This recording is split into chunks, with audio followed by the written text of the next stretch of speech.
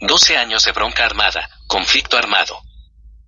Consciente que los hechos del conflicto armado no han sido narrados con exactitud, al igual que el contexto y el peso de los personajes que lo protagonizamos, he decidido reescribirlos, con la consideración que en ella los hechos se descubran y se describan lo más claro y objetivamente posible, es decir, haciendo una narración con hechos reales y de consistencia lógica.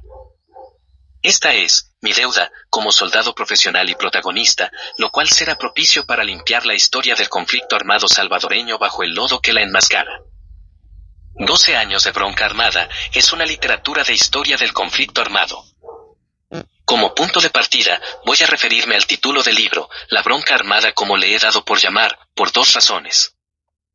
Primero, esta fue una lucha entre fuerzas militares regulares versus ciudadanos renegados centrados en enfrentamientos, barricadas, paros al transporte, secuestros, boicot a los procesos electorales, asesinatos, protestas, ataques a la población civil, un duelo entre el gobierno y su fuerza armada, contra grupos renegados, clandestinos que se camuflaron en el ciudadano común, equipados y adiestrados con armas y equipo militar y apoyados por organizaciones y gobiernos marxista-leninista. Segundo, porque la guerra nunca fue declarada en forma oficial, ya que la declaración de guerra se hace a través de un documento formal, que proviene de un Estado o fuerza beligerante declarado enemigo según el derecho internacional, hacia otro, donde el primero declara el inicio de hostilidades, tal como sucedió en el año de 1969, en la Guerra de Legítima Defensa contra Honduras. En el libro expongo datos que en aquella época eran clasificados, información obtenida del material que a través de la ejecución de diferentes operaciones militares, se decomisó en los frentes de guerra del FMLN. Alguna información fue tomada de revistas y artículos en Internet, otra obtenida de entrevistas a veteranos de la Fuerza Armada y excombatientes del FMLN y la no menos importante mis vivencias en combate durante el conflicto armado y de mi carrera militar profesional y que hoy, en día, considero que todos debemos de conocerla a fin de enterarnos quiénes eran en realidad los insurgentes del FMLN. De igual forma hago una reconstrucción histórica que facilite establecer una verdad de lo que ocurrió durante el proceso del conflicto armado, sin pretender abrir heridas, solo acercarme más a esa realidad para que los lectores la analicen, interpreten y comparen con la verdad oficial de los comunistas del FMLN. Propósitos del libro. Dar a conocer hechos reales, coherentes y de consistencia lógica que faciliten establecer una verdad acerca de lo que ocurrió durante el proceso del conflicto armado. Comprender el surgimiento y la expansión de las organizaciones terroristas del FMLN. Advertir el involucramiento de la Iglesia y el éxito que ésta tuvo al engañar y ganar adeptos campesinos, estudiantes, clase obrera y creyentes. El libro está estructurado en 12 capítulos. En el capítulo primero el autor y su participación en la bronca armada, inicio explicando cómo se dieron en mi querida ciudad natal Suchitoto los albores de esta bronca armada con la llegada de dos hermanos sacerdotes, engañadores y parásitos profesionales, gobernadores de las tinieblas y de las huestes espirituales de la maldad los curas alas, quienes llegaron a intoxicar la mente de sus creyentes y a cambiar a Jesús crucificado por un Jesús subversivo. En el capítulo segundo contra quienes luchamos, doy a conocer las 5 organizaciones políticas, militares y de masas del FMLN y sus estatutos. En el capítulo tercero planes del FMLN doy a comprender cuáles eran sus verdaderos planes que a nivel nacional e internacional estaban dirigidos a la toma del poder para instaurar un gobierno socialista mediante el empleo de la violencia revolucionaria de las masas, el terrorismo, el secuestro, el sabotaje. ¿Cuál era su estrategia? ¿Cómo se organizaban y abastecían de armamento? ¿Obtenían recursos financieros, logísticos? En el capítulo cuarto organización del FMLN se dan a conocer sus antecedentes históricos, la aparición de los primeros grupos terroristas y la transición a la lucha revolucionaria.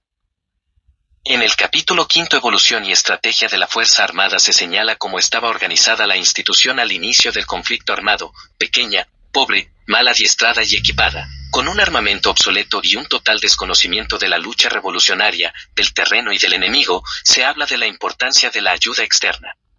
En el capítulo sexto cronología de la intervención militar comunista nos percatamos de los viajes en busca de armas y apoyo financiero para el movimiento comunista, donde la disponibilidad de armas y material de guerra incrementó significativamente la capacidad militar de los insurgentes.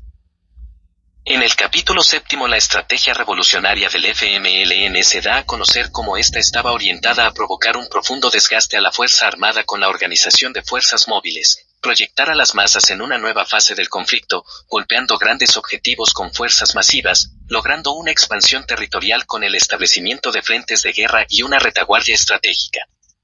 En el capítulo 8 hablamos del cambio de táctica y estrategia del FMLN, donde este tuvo que desconcentrar sus fuerzas y convertirlas en decenas de unidades terroristas debido a la estrategia de la Fuerza Armada de aumentar el tamaño de su fuerza con la creación de batallones de contrainsurgencia, antiterrorista, de reacción inmediata, cazadores y en la planificación y ejecución de operaciones aerotransportadas.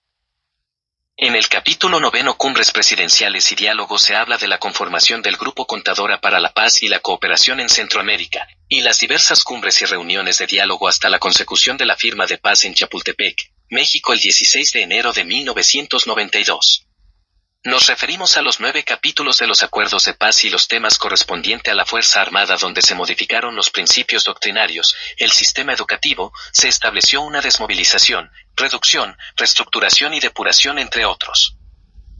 En el capítulo 10 Asesinato de alcaldes y alcaldías destruidas donde la Comandancia General del FMLN aprobó y adoptó la política de asesinar a los alcaldes que ellos consideraban que ejercían una labor de oposición.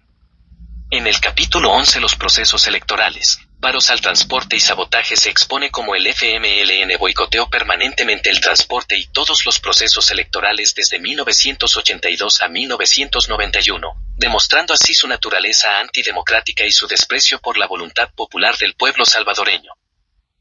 En el capítulo 12 Secuestro en personas realizada por grupos clandestinos del FMLN se dan a conocer nombres de las personas secuestradas por los mal llamados comandos urbanos del FMLN ya que, realmente eran escuadrones de la muerte de las cuales muchos plagiados fueron asesinados a pesar que su rescate fue entregado por sus familias. El libro se encuentra en la biblioteca de la Universidad Centroamericana UCA, en la sucursal Soho ubicada en el centro comercial Las Cascadas y en la casa del escritor en el distrito de San Lorenzo Aguachapán.